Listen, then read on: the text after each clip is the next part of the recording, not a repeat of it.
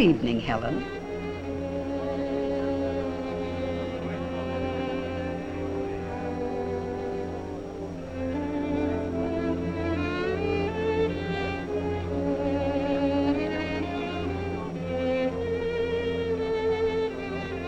I suppose Helen's mother is trying to protect her. This special board meeting, and all this fuss, and about me, Mrs. Orrin, 11th and 12th grades, social studies. I hope it doesn't upset Helen too much. Well, I never dreamed we'd have anything like this right here in our own school. But then when Helen brought that notebook home, and there it was, written out just as plain, well, I didn't know what to think. Mrs. Hinkle, the board would like to know just exactly what did happen. Now, if you'll start at the beginning. Yes. Well, I was never so surprised in my life. Helen was just leaving for school. And if she hadn't been late and in such a hurry, she'd never have forgotten her notebook, and I'd never have suspected that... Oh, my scarf. It's on the closet shelf. If you just put your things away. Oh, that's all right, Mother. I'll be late.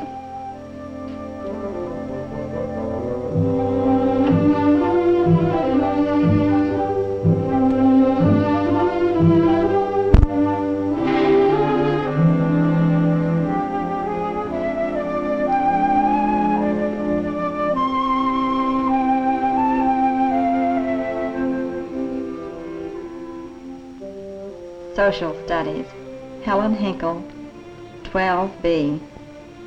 My, but they do grow up fast. Law, supply and demand. Unions and management.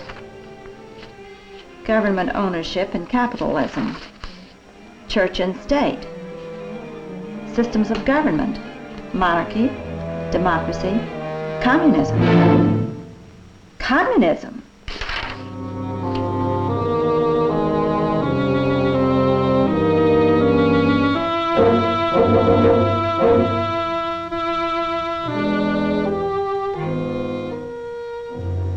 Well, teaching communism in our schools. But Mrs. Orrin did give you this material. Yes, but Dad... Then she is teaching communism. But it isn't like you make out. We have to know about things. We'll see about that. One worldism, government controlism, progressivism, welfare statism. The teaching of these insidious, creeping theories in our schools is undermining free enterprise, weakening the profit motive, making our young people into weak, dependent candidates for total government security handouts. In my work as consultant and investigator to the Free Our Schools movement, I can assure you that these vicious theories are put within the reach of our young children daily. While you and I are busy working to pay our monstrous taxes, our schools are using these very taxes to subvert our children's minds. I'm sure you've all had experiences of this sort. As a matter of fact, just before this meeting, one of your own members showed me proof, indisputable proof, of what I'm saying. Mr. Hinkle, show them what you showed me. Well, this is my daughter's notebook. You can see for yourself the kind of stuff they're handing out to these kids. Now listen to this. Theory of communism. 1. Dictatorship of the proletariat. 2. Government control of economy. 3. Karl Marx, Lenin, Stalin, and Malenkov. Why does she have to teach all that controversial stuff? She's just stirring up trouble. Well now, Mr. Hinkle, most of our studies are made up of accepted truths and values. But the schools must also give the students an opportunity to study issues such as communism. A respect for facts, a constant search for truth, and a knowledge of the world as it actually is today are most essential in our democratic way of life.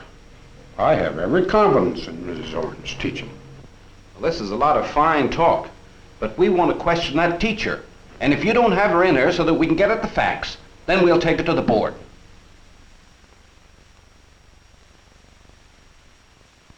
It has been charged, Mrs. Oren, that students in your classes are getting un-American ideas, and that you are responsible. Do you recognize this as the notebook of one of your students? Yes, it is Helen's notebook. Do these notes represent what goes on in your classes? Helen's a good student. Yes, this represents what goes on in my classes. So you do teach communism?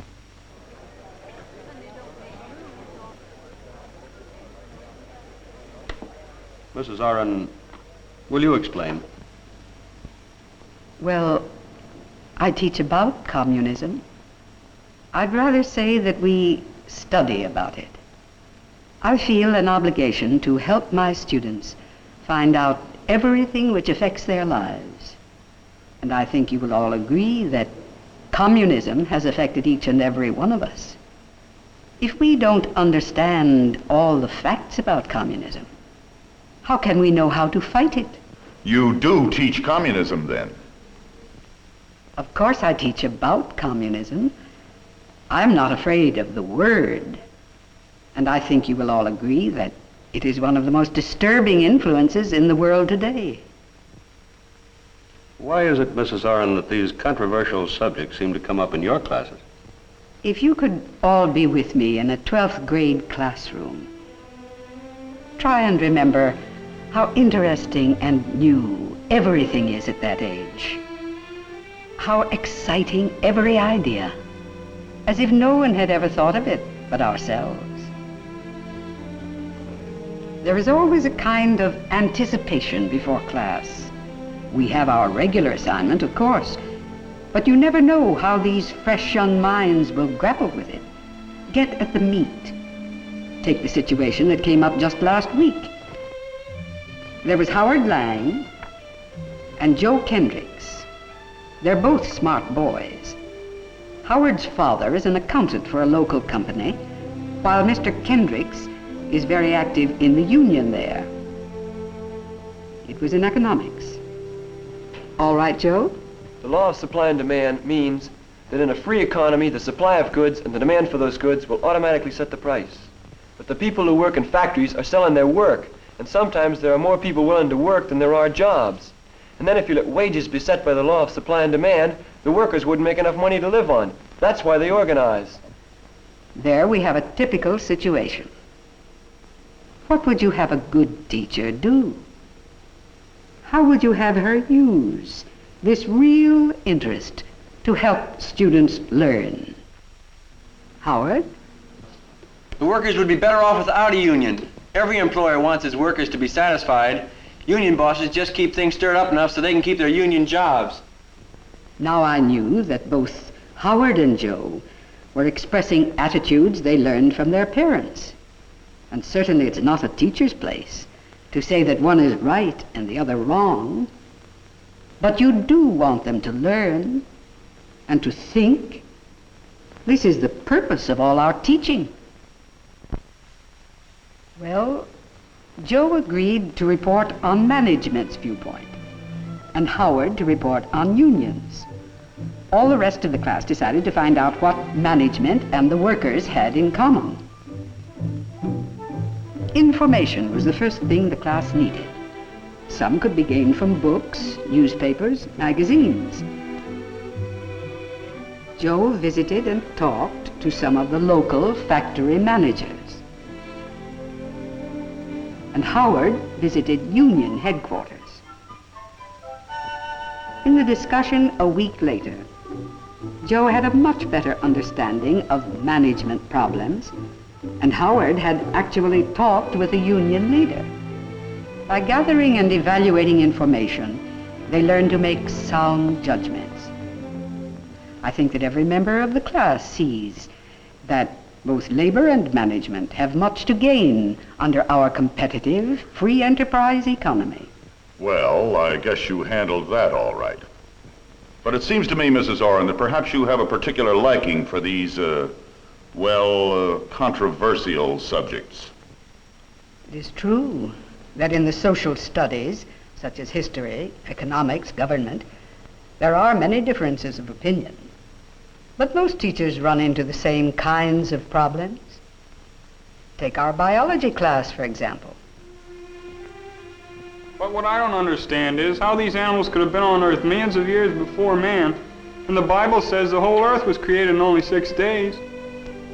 The students are going to need a lot of facts and do a lot of real thinking. But it seems to me that science and religion, when fully understood, strengthen each other. Or take Mr. Alvin's class in American history. The states join together voluntarily, and I don't think the federal government has any right to pass laws telling them what to do. Well, how about flood control and electric power projects? River and electric lines go right across state lines. Some states have more money than others. I think the federal government should use some of that money in the states that don't have so much. They could use it for schools, or for roads, or public health. Things that would help all the people in the whole country. Yes, but they always tie strings to money like that. If we use their money, they'll try to tell us how to run our schools and elections. But it's for the good of all of us. Aren't we all part of the federal government? Now these are real issues. The kinds of issues they will soon be called on to help decide. All their school life, they have been learning to study, evaluate, and then take action based upon intelligent decisions. Students must be allowed a chance to study and learn about these issues if our democracy is going to survive. But Mrs. Orrin, how can we be sure that the teacher's thinking on all these things is right? Right? What do you mean by right? These are controversial subjects, and the teacher's job is not to decide them. That is a job for all the people. The teacher helps students learn how to think, not what to think about them. There have been times and places where the government thought it knew what was right and told the teacher exactly. There was a time in Germany and in Italy and in Japan and now in Russia, the United States. Somehow I can't fit our country into that pattern. We are a nation of free individuals. We have always had differences. The great issue of slavery, of votes for women, of prohibition, of child labor. These issues have always been freely discussed and debated in America. This is all very well, Mrs. Orrin, but let's get down to brass tacks. Do you or do you not teach communism in your classes?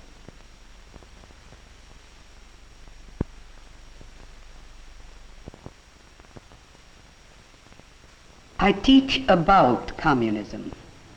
I do not advocate it.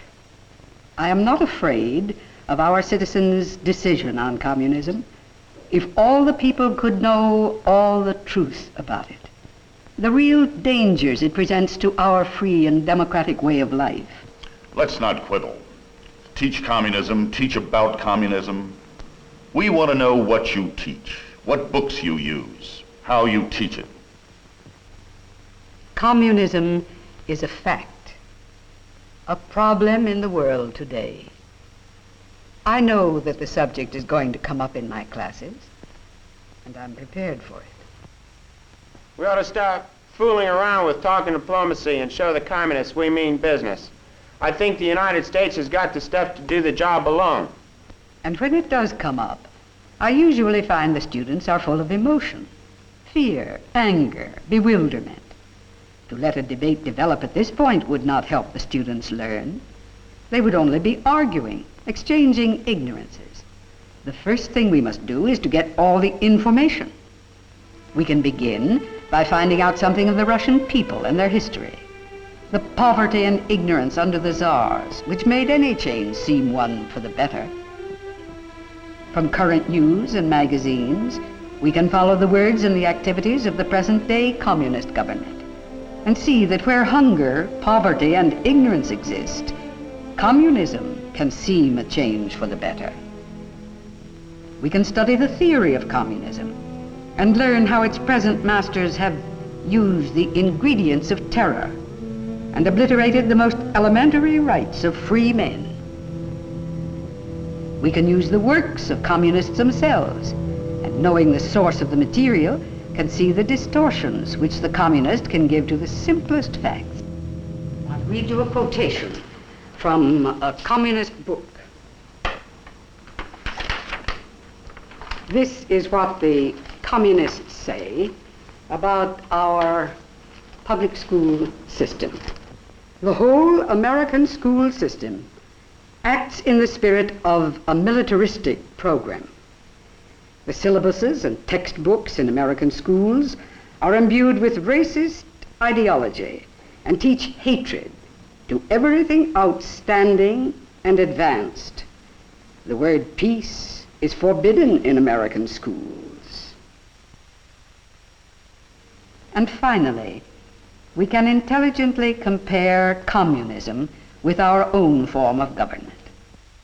That's right, Jim. In a democracy, we have freedom of religion.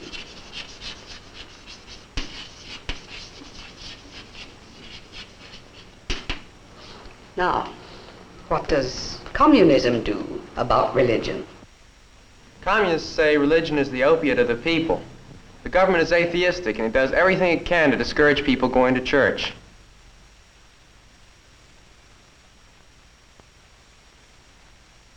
Jean? In a democracy, we have trial by jury. But under communism, the people have no protection against the secret police.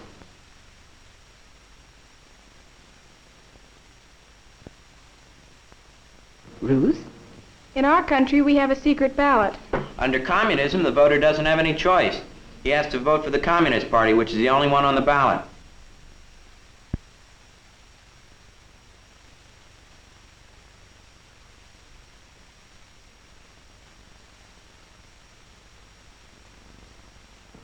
We have freedom of speech and a free press.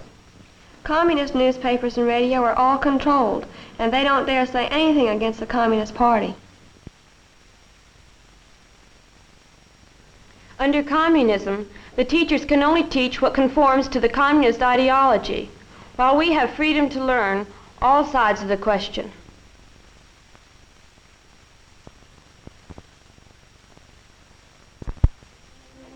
Is this the kind of rigid, slanted teaching we want for our children? Or do we want our children to know how to get at the facts and think for themselves? From the very first grades, teachers try to give students a respect for truth, a feeling that they are free to ask questions, to speak their thoughts. Our young people have the same rights and freedom of thought that all of us enjoy, rights passed on to us by our forefathers. My own class studies this heritage firsthand on visits to the nation's capital.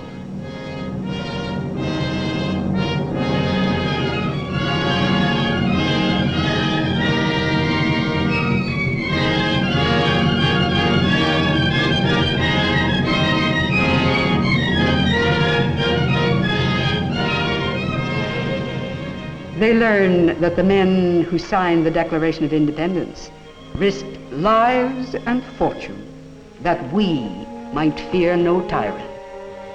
They learn that the victories of freedom were not easily won. With this understanding, they too can swear upon the altar of Almighty God eternal hostility to all forms of tyranny over the mind of man. This is our problem today. We are still fighting tyranny over the mind of man. How many of my senior boys will be wearing uniforms soon to defend these truths? I will not be the one to fence in, to restrict their free minds learning to get at the facts, to analyze and make intelligent decisions and then take constructive action. Free minds, unprejudiced and unafraid, are the best tools we have to build a better, freer world. Free minds are the best weapons we have with which to defend it. No, I will not be the one to starve and stunt these minds, to rob them of their birthright of freedom, guaranteed them by their country. Still, despite all fears and pressures, the freest country in the world.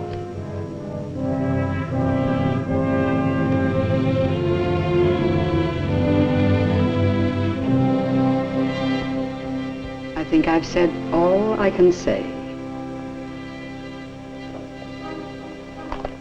Thank you, Mrs. Aron.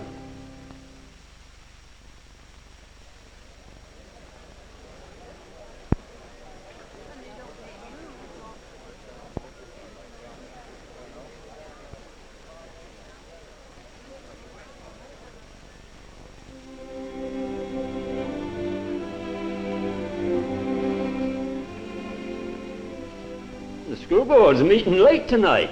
There's something about a communist teacher, I hear. Well, something about a teacher.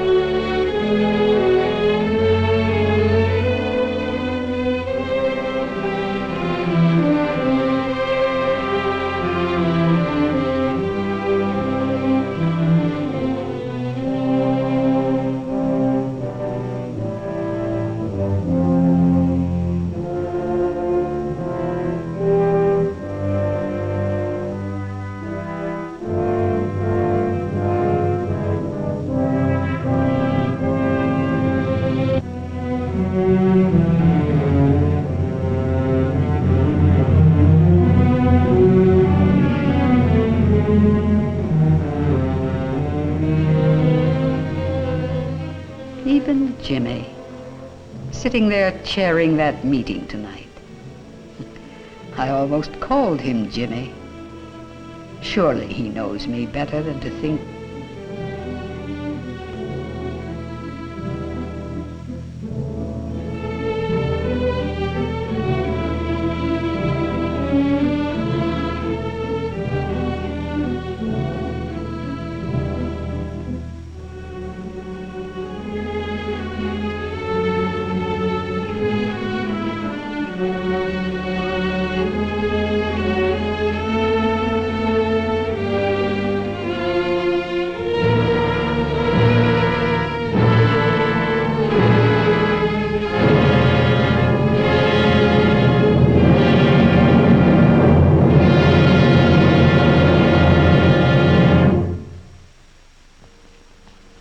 No, I'll not be the one to erase it.